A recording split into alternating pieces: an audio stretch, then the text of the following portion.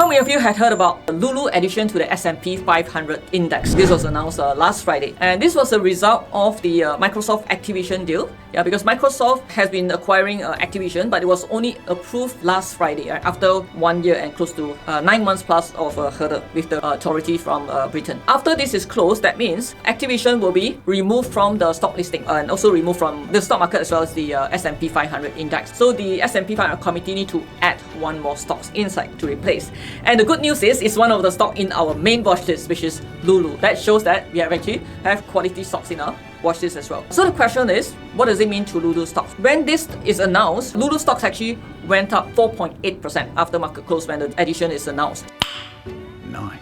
So we can see the impact of addition to the S&P 500. Why does it happen this way? One of the reasons is when you are added to the S&P 500, the big funds that are modeling the S&P 500 index will have to purchase the stocks according to the S&P 500 composition. In this case, what is the biggest fund that model the S&P 500? It's the famous SPY. And SPY itself is 399 billion in terms of the market cap. Even the 1% composition, right? Just imagine if you add a stock that only have 1% composition, that would mean 1% of 399 billion, which means let's round it to 400 billion. That means close to 1% will be 4 billion purchase. That's how big it is. So how big is Lulu then? Lulu market cap is roughly 40 billion. The S&P 500 is based on market cap, right? So the bigger you are, the bigger composition you will be allocated on S&P 500. Based on the market cap, it will be around 0.14% of the S&P 500. Of course, this is still going to be decided by the committee on the exact composition, because they may not use exactly just the market cap. They may use some additional parameter. But what does this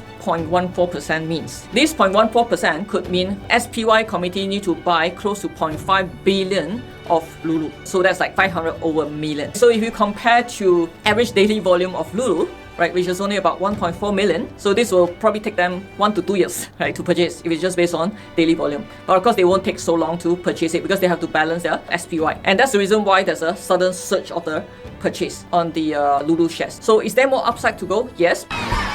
But you should not trade just based on this, right? You need to look at the stock chart for timing. At least this is some positive news that will support Lulu.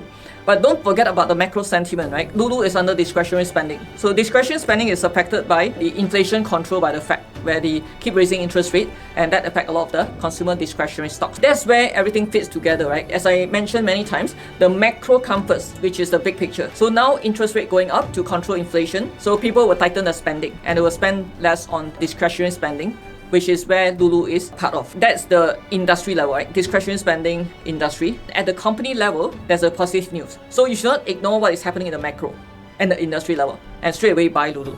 But the good news is, because of this purchase, it could help to support Lulu share price. This is where you fit everything together. Otherwise, Lulu, based on the bigger sentiment, would have continued to go down. If you can understand these three, it will help you to have better conviction of the market, whether you are intraday traders or swing traders or trend traders or long-term investors. So I highly encourage all of you to learn this properly so that you have the competence you needed, right, to make a better decision.